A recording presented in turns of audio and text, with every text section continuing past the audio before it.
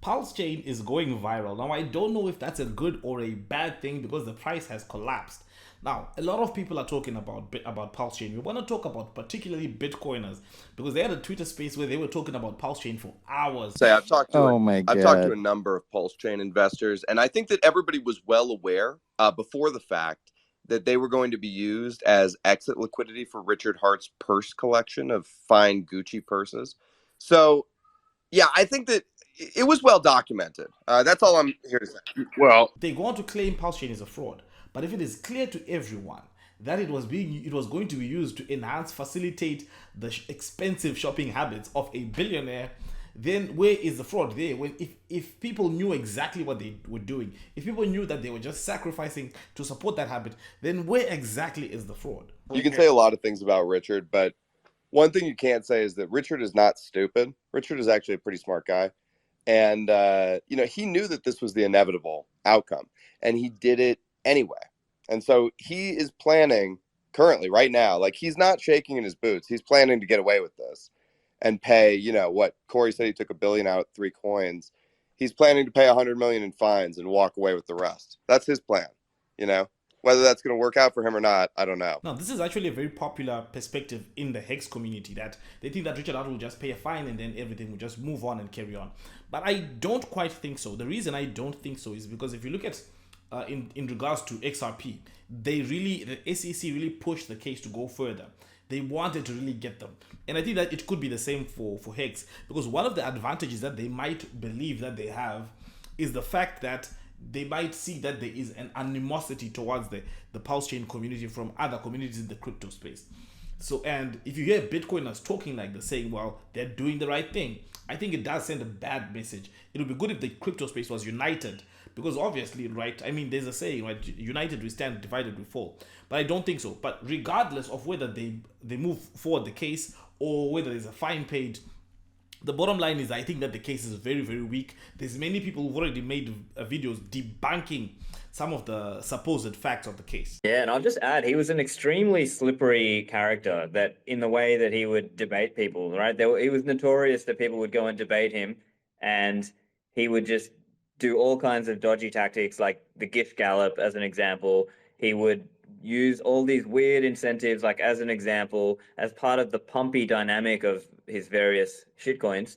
He would say, oh, look, if you're a Bitcoin holder, you already have some, so you just need to go claim some. Otherwise, it goes to this already existing address, and guess what? He probably controls that address, right? So it's kind of like this really nefarious thing, all designed purely to make the thing pump, even though there was very little real substance to the actual coins that he was creating. He was slippery, Stefan, for sure. I had numerous conversations with other, maxis about what to do about Richard. And just to be frank, nobody had any good ideas.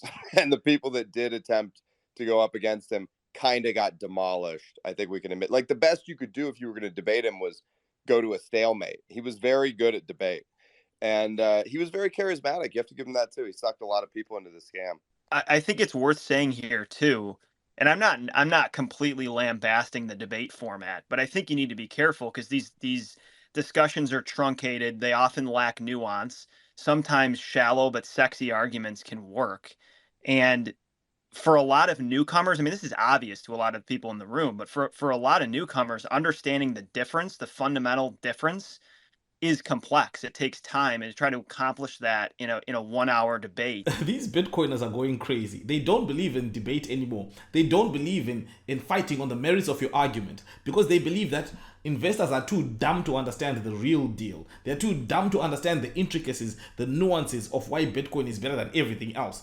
So since investors are too dumb, we have to go to the government, and the government has to assist us in making laws that ban everything that competes with Bitcoin. Does that make sense? Well, let's just extrapolate that argument. Voters are too dumb to elect their own leaders. They don't understand the intricacies, the nuances of how government works. They don't understand policy. They don't understand the implications of the rules that they vote for over a long period of time. So let's ban voting. We don't need these dumb voters making decisions that are going to hurt economies. What we need is just someone who just tell them exactly what to do. What we need is to run to regulators, just like the Bitcoiners and they will just tell us exactly what needs to be done, and then we'll just do that. So because these dumb investors are voting with their money in the wrong way, we should ban altcoins, and we should work with the government to ban it. And yes, this is the libertarian position. Because these guys are libertarian. Yeah, they believe in self-sovereignty. They believe that you should be, human beings should be free to do whatever they want, except buy altcoins. Yeah, that one, no, we don't want that one. Because you're too dumb to understand it for yourself. You're too dumb to understand what's good. We should not even debate it. Because this guy is a slimy debater.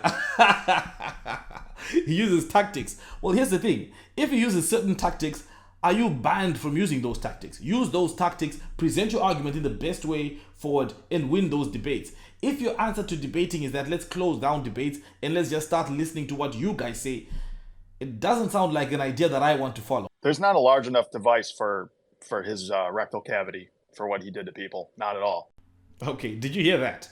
For what he did to people.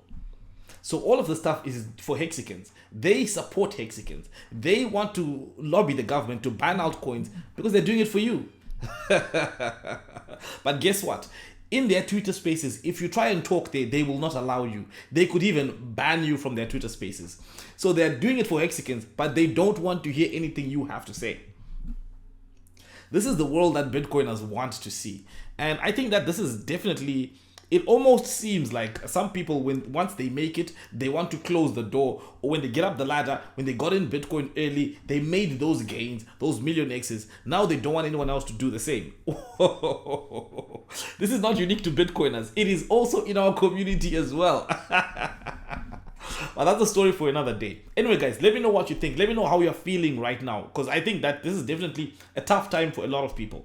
Let me know what you think in the comments below. Thank you guys for watching. And as usual, guys, this is not financial advice. Crypto can make you super, super wealthy. It can also get you wrecked.